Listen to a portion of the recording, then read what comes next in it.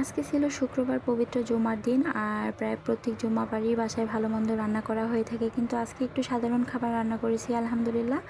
তো চলুন কী কী সাধারণ খাবার রান্না করেছি সেগুলো আপনাদের সঙ্গে একটু শেয়ার করি। হ্যালো এভরিওয়ান, আসসালামু আলাইকুম। কী অবস্থা সবার, কেমন আছেন আপনারা সবাই?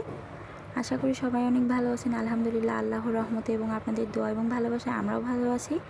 এই তো এখানে কিছু কাঁচা কলার বড়া বানিয়েছিলাম আজকে, মাশাআল্লাহ বড়াটা খেতে ভীষণ মজা ছিল।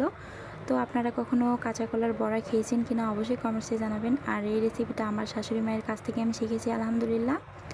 তো শাশুড়ি মায়ের কাছ থেকে প্রায় অনেক কিছুই শিখতেছি আমি। তো দোয়া করবেন সবাই আমাদের জন্য, আমার শ্বশুর শাশুড়ি সবার জন্যই দোয়া করবেন, এভাবে যেন শিখতে পারি শেষ পর্যন্ত।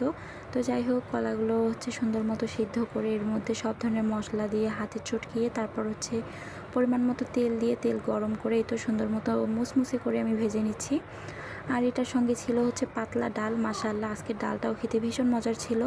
পাতলা ডাল, তার সঙ্গে কাঁচা কলার বড়া, সঙ্গে ছিল মাছ ভাজা, মাশাআল্লাহ সব মিলিয়ে খাবারগুলো অনেক মজার ছিল। তো আপনাদের কাছে কেমন লেগেছে আমার এই রান্নাবান্নাগুলো অবশ্যই কমেন্টসে জানাবেন।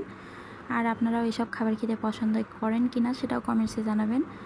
তো যাই হোক, সব কিছুর জন্যই আলহামদুলিল্লাহ। খাবারগুলো দেখতে সাধারণ হতে পারে, খেতে কিন্তু অসাধারণ হয়েছিল সত্যি কথা। তো ভিডিওটি ভালো লেগে থাকলে লাইক কমেন্ট শেয়ার করে পাশে থাকবেন। এখন এই পর্যন্তই, দেখা হবে অন্য কোনো ভিডিওতে। সে পর্যন্ত সবাই ভালো থাকবেন, সুস্থ থাকবেন। আল্লাহ হাফেজ।